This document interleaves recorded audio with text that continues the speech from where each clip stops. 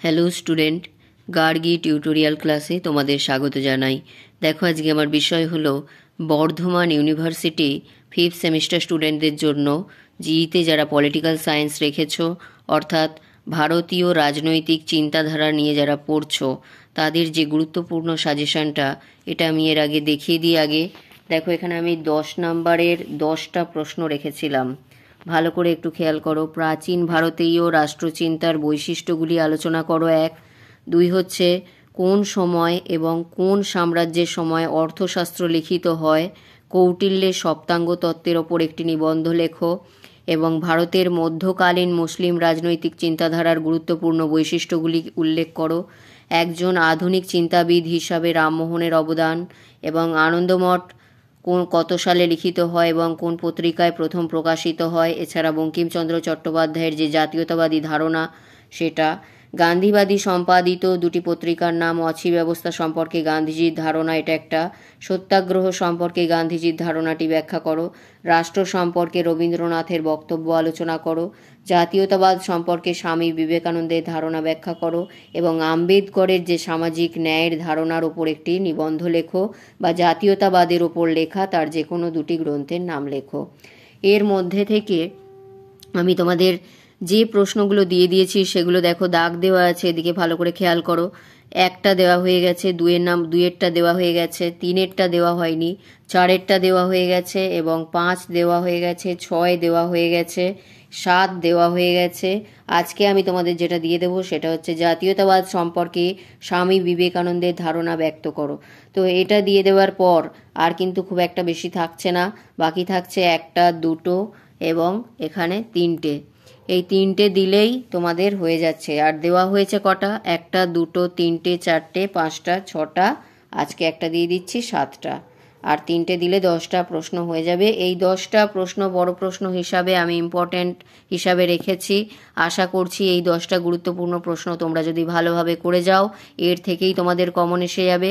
এছাড়া যদি সময় থাকে আমি পরবর্তীতে কয়েকটা 5 নাম্বারের প্রশ্ন বলে দেওয়ার চেষ্টা করব। তবে তার আগে আমি যেগুলো দিয়েছি এগুলো আমি আগে শেষ করব, তারপরে সেই প্রশ্ন। তো আজকে আমি যেটা এখন দিয়ে দিচ্ছি সেটা বললাম, প্রশ্নটা দেখিয়ে দিলাম, আরেকবার দেখিয়ে দিচ্ছি। জাতীয়তাবাদ সম্পর্কে স্বামী বিবেকানন্দের ধারণা ব্যাখ্যা করো। চলো দেখে নাও, যেভাবে ব্র্যাকেট করা আছে ছোট করে সেইভাবেই তোমরা বলবে, সুবিধা হবে এতে। ভারতীয় রাষ্ট্রচিন্তার ইতিহাসে বিবেকানন্দের জাতীয়তাবাদ এক গুরুত্বপূর্ণ বিষয়। ফরাসি অধ্যাপক রেনার মতো বিবেকানন্দ বিশ্বাস করতেন যে জাতীয়তাবাদ হলো একটি বিশেষ মানসিক অনুভূতি। এই অনুভূতি জাতীয় জীবনের ঐক্য সংহতির মাধ্যমে প্রকাশ ঘটে। সুতরাং জাতীয়তাবাদ হলো একটি জাতীয় অনুভূতি।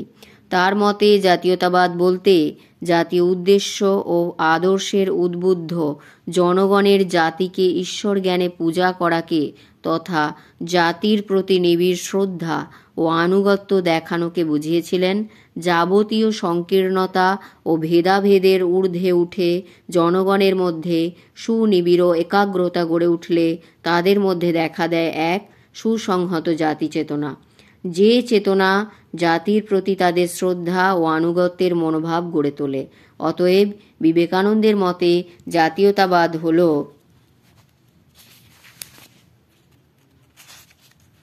দাঁড়াও, পরের পেজে আসছি।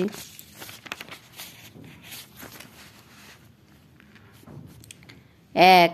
সুসংহত জাতি চেতনাযুক্ত ঐক্যবদ্ধ জনমনের জাতির প্রতি, এটা জনগণের হবে, জনগণের জাতির প্রতি শ্রদ্ধা, আনুগত্য এবং সেবার মনোভাব এবং জাতিকে নিজ বৈশিষ্ট্যে শক্তিশালী রূপে গড়ে তোলার মনোভাব। তার মতে এই মনোভাবটি হলো আসল। প্রকৃতিগত বিচারে এই মনোভাব বা উদ্দেশ্য রাজনৈতিক হতে পারে বা অন্য কোনো ধরনের হতে পারে। বস্তুত বিবেকানন্দ জাতীয়তাবাদী অনুপ্রেরণার উৎস হিসাবে দুটি মনোভাবের সমন্বয়ের উপর জোর দিয়েছেন। এই দুটি মনোভাব হলো সকলের সংকট বা বিপদ বা সহজাত সম্প্রীতি। এরপর প্যারা চেঞ্জ করে এখান থেকে লিখবে, বিবেকানন্দের মত অনুসারে মানুষ উদ্যোগী হলে জাতীয়তাবাদী মনোভাব গড়ে তুলতে পারে। এক্ষেত্রে মানুষের উদ্যোগ আয়োজন অহিংস হতে পারে, আবার সহিংসও হতে পারে। তবে জাতীয়তাবাদী মনোভাব অহিংস পথে পরিচালিত হওয়া দরকার। তাহলে বহুমুখী ভাষা, ধর্ম, প্রথা প্রভৃতি জীবনধারার বিভিন্ন উপাদানকে প্রত্যাখ্যানের প্রবণতা থাকে না, বরং আত্মস্থ করার প্রবণতা পরিলক্ষিত হয়। প্যারা চেঞ্জ করে লিখবে, বিপরীত ক্রমে জাতীয়তাবাদী মনোভাব যদি সহিংস পথে পরিচালিত হয়, মানে বিপরীত ক্রমে বা আলাদাভাবে যদি বলা যায়, জাতীয়তাবাদী মনোভাব যদি সহিংস পথে পরিচালিত হয় তাহলে জাতীয় জীবনে সদ্গুণগুলি বিনষ্ট হওয়ার আশঙ্কা দেখা দেয়। জাতীয়তাবাদী চেতনা সহিংস হলে তা আপাতত শক্তিশালী হয় ঠিকই, কিন্তু তা কখনো স্থায়ী হয় না। জাতীয়তাবাদী চেতনা সৃষ্টির জন্য স্বামী বিবেকানন্দ মানুষের বৈষয়িক উন্নতির উপর বিশেষ গুরুত্ব আরোপ করেছেন। এখানে কিছু কিছু ওয়ার্ড একটু গণ্ডগোল আছে, যেমন এটা সহিংস হবে, এখানে অনেক কথাই কিছু ওলটপালট আছে যেগুলো পড়তে গেলে একটু অসুবিধা হচ্ছে। যাই হোক, এই গেল তোমাদের যে প্রশ্নটা, এখান থেকেই ছোট করে পেলাম তাই এখান থেকেই দিয়ে দিলাম। যেমন হচ্ছে বিবেকানন্দের জাতীয়তাবাদী ধারণার সংক্ষেপে আলোচনা করো। তাহলে আমি যেটা বললাম, আমার এখান থেকে সমস্ত কোশ্চেনই প্রায় মোটামুটি দেওয়া হয়ে গেছে। যেমন দেখো এটা হয়ে গেছে, আর মাত্র 3টে প্রশ্ন বাকি আছে 10 নম্বরের হিসাবে। এই 3টে আমি দিয়ে দেব, এবং বাকি যে সমস্ত সাবজেক্ট থেকে আমি সাজেশান দিয়েছি এবং যেগুলোর উত্তর দিচ্ছি সেগুলো আগে আমি ক্লিয়ার করার চেষ্টা করব। তারপর যদি সময় পাই তাহলে এর থেকে কিছু 5 নম্বরের প্রশ্ন তোমাদের বলে দেব। তাহলে এই গেল আজকের ভিডিও। যদি ভিডিওটি গুরুত্বপূর্ণ মনে হয় তাহলে অবশ্যই একটি লাইক করে দিও, এবং চ্যানেলে নতুন হলে সাবস্ক্রাইব করে নিও, এবং বন্ধুদের মধ্যে প্রচুর প্রচুর শেয়ার করে দাও যাতে প্রত্যেকে উপকৃত হয়। এটাই আমাদের চ্যানেলের লক্ষ্য। দেখা হচ্ছে আবার পরের ভিডিওতে।